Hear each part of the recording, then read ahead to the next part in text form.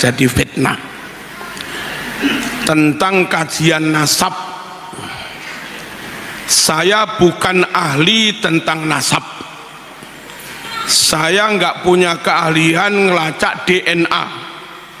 Saya juga nggak punya kitab lengkap tentang nasab. Tapi saya sangat mengerti dan menerima bahwa kajian nasab itu perlu dilakukan. Mengapa? Satu, zamannya sudah jauh banget. Sekarang hijriahnya 1446 hijriah, 1400 tahun lebih. Sungguh waktu yang tidak mudah untuk klaim kami keturunan Nabi. Kalau masih 100 tahun 200 tahun gampang lah, tapi sudah 1400 tahun lebih. Tidak mudah orang klaim kami keturunan Nabi kecuali punya bukti. Paham? Kami di Jawa Timur, orang Singosari, sudah tidak bisa klaim kami keturunan Kenarok. Orang Mojokerto, Majapahit sudah nggak bisa klaim kami keturunan Hayamuruk, kami keturunan Patih Gajah Mada. Padahal zaman Majapahit sampai sekarang itu paling-paling 700 tahun. 700 tahun sudah sulit klaim kami keturunan Hayamuruk. Masuk akalkah dengan Nabi selisihnya 1400 tahun lebih, tapi asal bermodal hidung mancung plus ditambah ya khair, kif ya khair, lalu begitu mudah orang klaim kami keturunan Nabi tanpa mau memberi bukti. Kajian pembuktian kami sangat memaklumi. Hasilnya kayak apa ya nanti. Paham? Jangan durung-durung sudah menolak kajian. Ojo. Jenengan kalau jadi rois ranting yang bijaksanalah. Jangan langsung kajian haram. Nanti sanad ilmumu putus. Jangan begitulah rois ranting. Halo. Nggak tahu kalau rois atasnya ya. Kalau rois ranting nggak boleh. Kalau rois ranting nggak boleh. Yang kedua, kitab tentang nasab itu sendiri beda-beda. Ada kitab terbit tahun 9 Hijriah. Kok 9? Abad 9 Hijriah menyatakan kaum Ba'alwi, Habaib dulu, itu katanya keturunan Nabi. Tapi kitab yang terbit tahun 4 Hijriah lebih lawas. Maaf, abad 4 Hijriah lebih lawas, tidak mengatakan bahwa kaum Ba'alwi keturunan Nabi. Nah, kayak begini kan perlu dikaji. Dua kitab yang isinya beda, ayo dikumpulkan bareng-bareng, dikaji bersama, syukur pakai zat karbon. Mana-mana kitab yang lebih lawas, mana kitab yang kertasnya lebih anyar, mana tulisan yang asli, mana tulisan yang ditambah belakangan. Kan bisa dites pakai zat karbon untuk diketahui yang asli, yang terbit abad 4 kah, atau yang asli yang terbit abad 9. Kami sangat memaklumi bahwa kajian itu perlu. Ojo kesusu menolak. Halo, Allahumma shalli ala sayyidina Muhammad. Yang ketiga, intern teman-teman Arab atau disebut habaib lah, mereka sendiri juga beda. Orang Bondowoso bertamu ke saya, biasanya kan pulang tak beri-beri kan kalau bertamu, bilang, Kiai nggak usah percaya pada itu bukan keturunan Rasulullah, kami ini orang Jawa.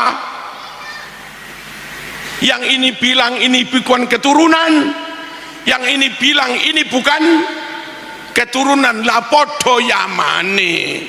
Lah kami kan nggak tahu mana yang benar mana yang salah. Apa salahnya dilakukan kajian pembuktian yang benar Yaman yang inikah atau Yaman yang ini gitu loh, paham apa enggak? Jadi sebagai kajian perlu biar clear gitu loh, sehingga ketika kita takzim, hormat, adab, tabarruk memang benar-benar dengan keturunan Rasulullah. Kalau enggak dilakukan clear begini, jangan-jangan terlanjur kita tabarruk, ngalap barokah, bertawasul, lah keturunannya kenaro. Paham apa enggak? Bahwa kajian itu perlu, saya paham, tapi kalau suruh mengkaji, saya bukan ahlinya. Yang keempat, kalau orang Jogja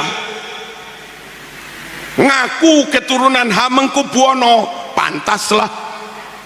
Sesama Jawa, sesama Jogja, orangnya juga pintar, berperadaban, pas.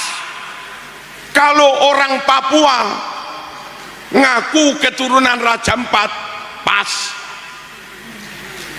Kalau ada orang Maluku ngaku keturunan Raja Babu Salam, ya apa kok Babu Salam,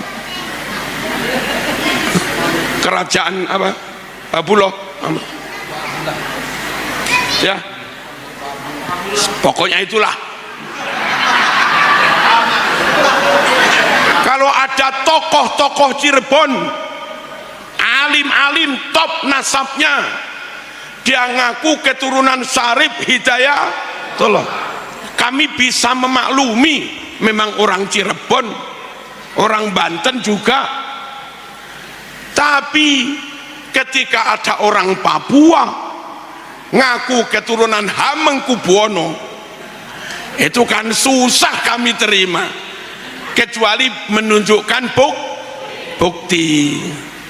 Nabi itu Mekah, Sayyid Maliki Mekah, Nabi Quraisy, Sayyid Maliki juga Quraisy, Nabi Hashimi, Bani Hashim, Sayyid Maliki juga Bani Hashim.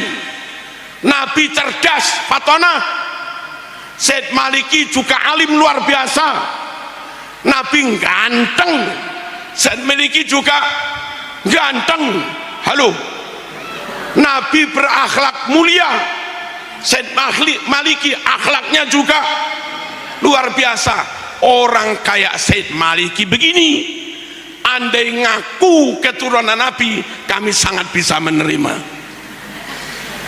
Bangsanya sama, sukunya sama, marganya sama, sifat karakter akhlak dia mewarisi, fisik ganteng juga dia warisi, ilmu juga warisi. Itu ngaku akhlaknya Nabi, pantaslah kelapa jatuh nggak jauh dari pohonnya gitu loh. Halo, kalau ada orang bukan Mekah, dia Afghanistan. Kalau ada orang bukan Mekah, dia Libanon.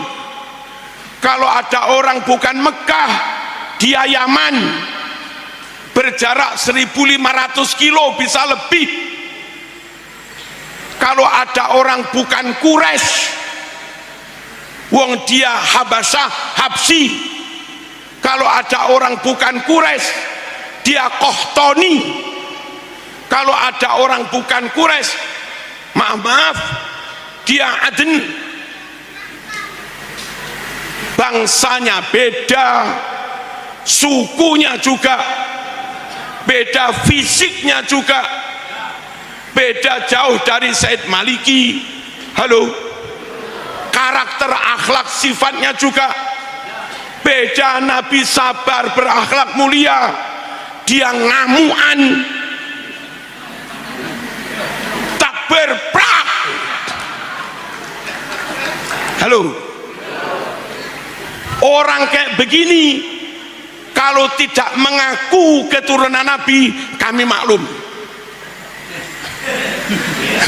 Lah iyalah, kalau tidak mengaku keturunan Nabi, kami maklum. Tapi ketika ngaku keturunan Nabi, bangsanya beda, sukunya beda, karakternya juga beda, diminta bukti tidak maulah. Kami yang Jawa ini bingung. Maka untuk yang begini-begini perlu kajian untuk pembuktian. Clear. Allahumma shalli ala sayyidina Muhammad. Keperluan syar'inya apa? Setelah dilakukan kajian, jadi jelas ini keturunan, ini bukan, ini keturunan, ini bukan. Ada kaitan dengan syariah, Bu. Kalau keturunan Nabi benar, nggak boleh terima zakat, nggak boleh terima sedekah, apalagi ke rumah-rumah minta sedekah, tambah haram. Itu kalau benar-benar Bani Hashim, keturunan Nabi. Ini kan orang ahli fikih semua ini. Nah repotnya itu ngaku keturunan Nabi tapi terima sedekah. Ini kan kami yang awam itu jadi bingung, ini keturunan apa enggak sih? Paham? Penting apa enggak kajian itu? Penting. Hasilnya ya nanti. Belum. Kami amat sangat berharap negara hadir membentuk tim pengkajian. Kenapa harus negara? Karena sudah nyampluk negara. Apa nyampluk itu? Sudah ngena masalah simbol negara. Ngaku-ngaku lagu kebangsaan, ngaku-ngaku lagu wajib, ngaku-ngaku lambang negara, ngaku-ngaku pahlawan, dan yang lain-lain. Ini kalau dibiarkan, lama-lama klaim atas negara itu justru diklaim oleh bangsa lain. Bahaya apa enggak? Bahaya. Kami sangat berharap negara turun tangan, bentuk tim resmi berkekuatan hukum, biar tidak dibully, biar tidak dipersekusi. Ada profesor ahli kimia, ada profesor ahli filologi, ada profesor yang punya data banyak, manuskrip nasab, ada profesor yang ahli nasab internasional, ngundang nakobah Yaman, ngundang nakobah Maroko, ngundang nakobah mana-mana, diundang semua termasuk Indonesia. Kalau Kiai Abbas, sekiranya Gus Imad, lalu dari Robito Alawiyah misalnya Habib Rizik merasa punya keahlian, ya diundang sekalian sampai benar-benar clear. Nanti clear, ditandatangani resmi pakai stempel negara, ini keturunan Nabi, ini bukan, biar jelas gitu loh.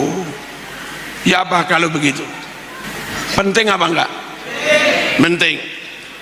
Kalaupun negara belum, kami sangat berharap PBNU turun tangan untuk mengadakan Bahtul Masail lengkap, ngundang nakobah internasional, ngundang profesor ahli DNA, ngundang profesor ahli filologi, ngundang profesor ahli makhtutot, manuskrip, dan yang lain-lain untuk mencari jawaban yang benar. Kalau dibiarkan, ya maaf, kalau ada rakyat nggak yakin ente keturunan Nabi, ya jangan marah. Memang kamu nggak mau memberi bukti dan nggak mau dibuktikan. Jadi ya kalau ada yang yakin ya untung-untung aja. Kalau ada yang nggak yakin ya jangan dimusuhi. Memang kami yakin butuh bukti. Allahumma shalli ala sayyidina Muhammad. Clear apa enggak? Penting apa enggak perjuangan Gus Abbas Munted itu? Penting. Cuma untuk ukhuwah wong sesama muslim ya kita ukhuwah, toleransi, saling menghormati ya kita toleransi, saling menghormati. Halo, tapi kita nggak bisa menerima pemalsuan makam. Nggak ada toleransi pada kebohongan. Nggak ada toleransi pada pemalsuan sejarah. Nggak ada toleransi pada pemalsuan nasab. Manintasaba ila ghairi abi faqad kafar. Siapa yang ngaku-ngaku bernasab ngebin kepada orang padahal bukan bapaknya, bukan nasabnya, ya dia bisa jadi kafir, Mas. Baca hadisnya lagi. Paham? Lo paham apa enggak? Allahumma shalli ala sayyidina Muhammad. Sekali lagi, tidak dalam rangka memusuhi siapa-siapa, tapi biar clear. Kalau sudah clear, umat tahu ini harus kami takzimi, ini biasa-biasa saja, itu loh. Ini nggak boleh kami beri sedekah karena ini keturunannya Rasulullah. Yang tak haturkan kepadanya bukan sedekah tapi hadiah, gitu loh. Biar clear.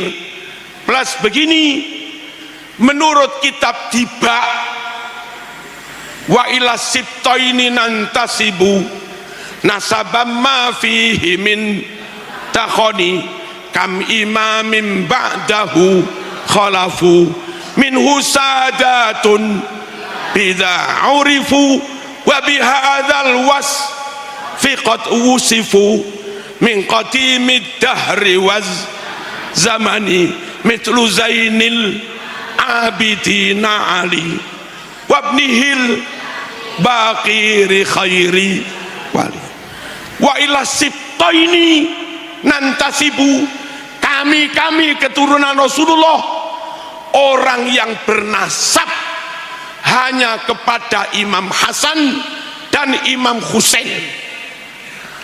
Siapa yang tidak bernasab kepada Imam Hasan Husain nggak usah ngaku keturunan Rasulullah, gitu loh.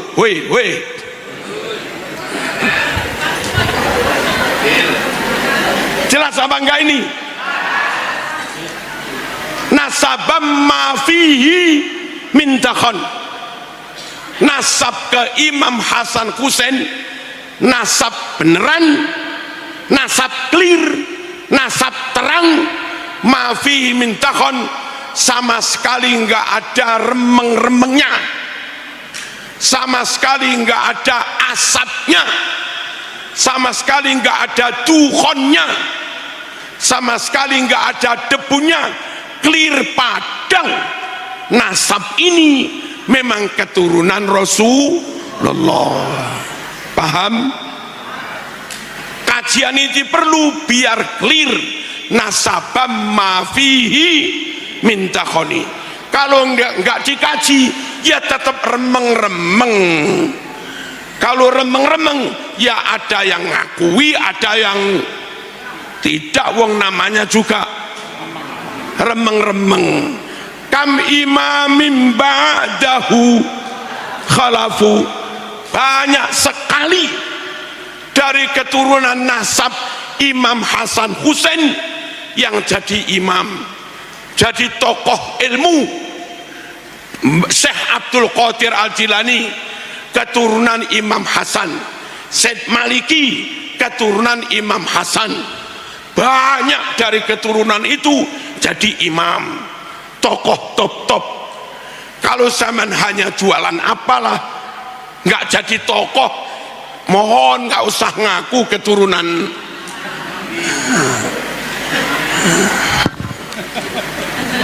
Ini biasanya kam imamin, banyak yang menjadi imam.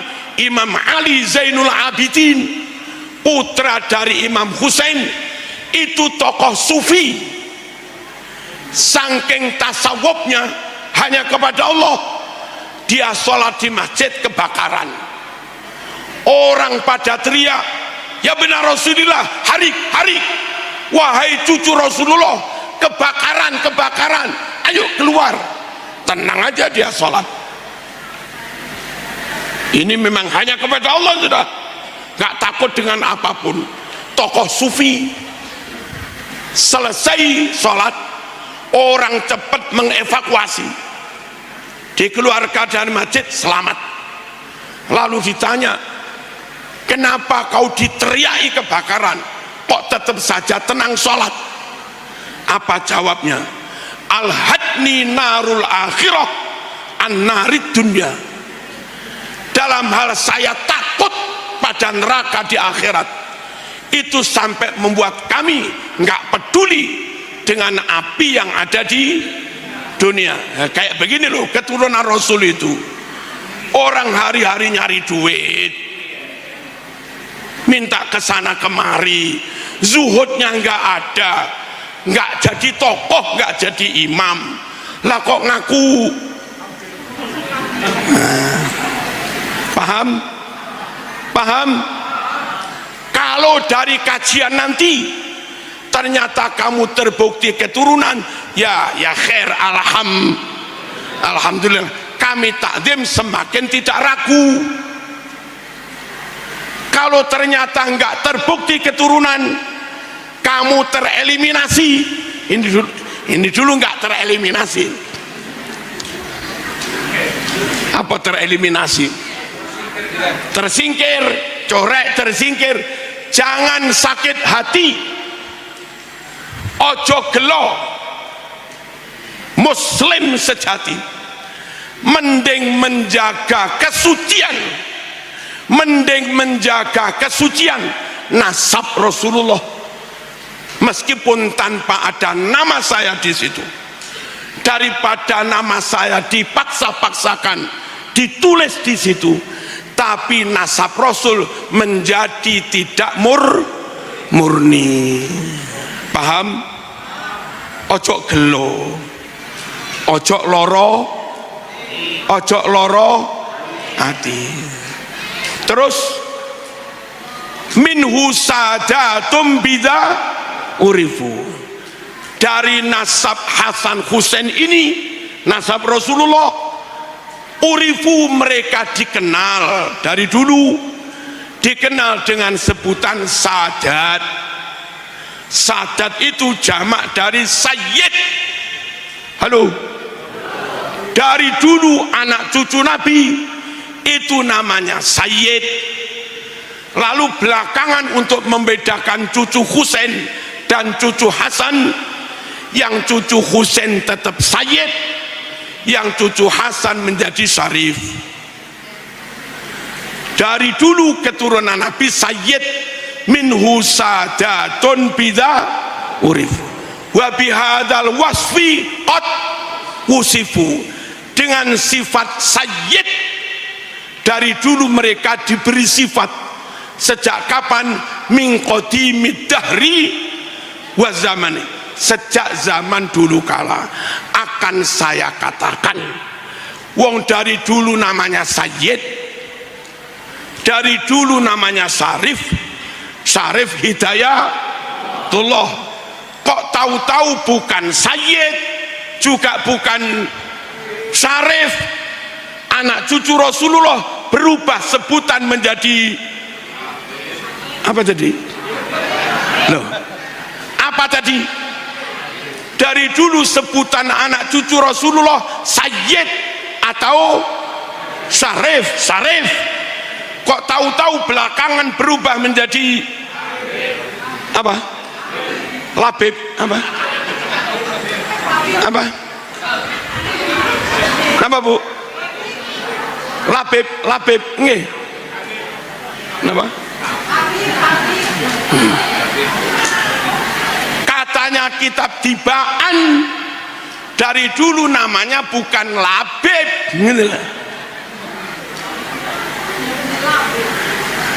namanya dari dulu Sayyid.